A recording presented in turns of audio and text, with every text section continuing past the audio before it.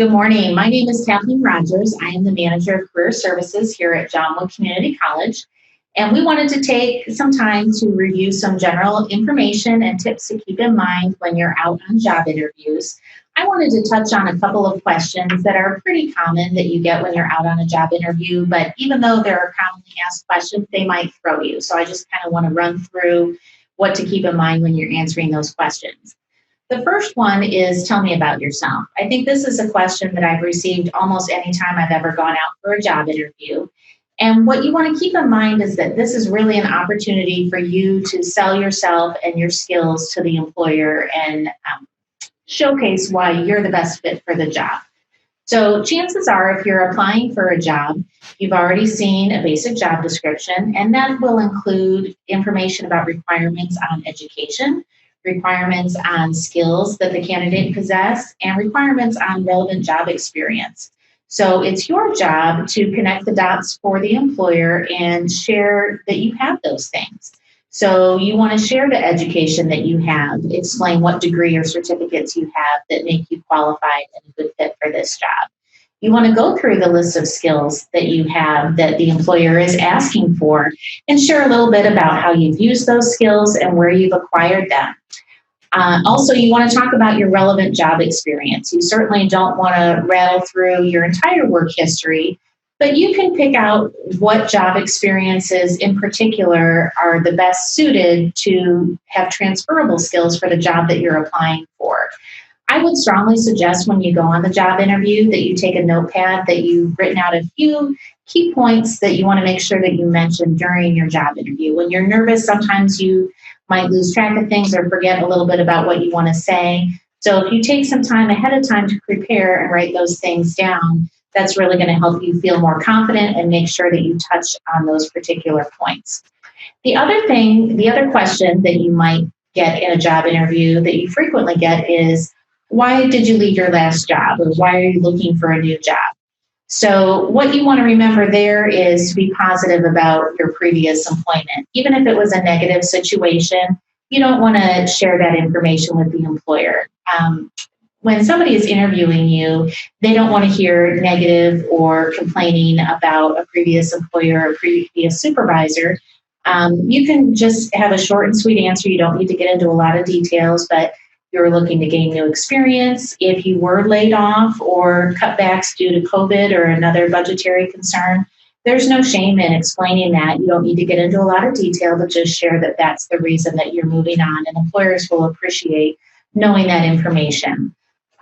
So I think Dick is going to share some general interview tips. Sure, absolutely. And before I get started, my name is Dick Tabb with John Wood Community College Career Services. But I do want to emphasize that our office is available and open not only for John Wood students, but also anyone in the community who might need help with resumes, interview tips, cover letters, that type of thing. But this morning or today, my theme is really to be prepared. And that's the best thing you can do for yourself during a job interview, is to be prepared. And one thing you can do is a mock interview. And some folks kind of think that's silly to practice, but I guarantee you the more you practice with a friend or a relative, the easier it flows when you're actually asked a question during the interview, because you've already talked about it, you've got your spiel, if you will, already set. So a mock interview can be very important to preparing and taking care of business as the interview approaches. Now, Kathleen mentioned many of some of the interview type questions. And again, do yourself a favor and prepare yourself for that question that says, what's a strength of yours or what's a weakness of yours? They know everybody has a weakness. And of course, you want to emphasize your strengths too, but they look for an example and then maybe what you learned from that experience. So that goes a long ways in making yourself comfortable, but also letting them know that, in your last job, let's say, or in some other areas, that you've taken care of a weakness and you learned from it and you moved on. Another thing I want to mention in being prepared is sit down and look at your last job or your current job, whatever the case might be, and see what skills and believe me, you have a lot of skills. You just have to sit down and think about it, but see how those skills can be transferred to the job that you're applying for. You can get that information from the job description, or if you know someone who works there doing a similar job, but transfer the skills that you have acquired and make those fit what job you are applying for. All of that, will benefit you in the long run, and let the employer know what your skills are, and you're really selling yourself, as they oftentimes say.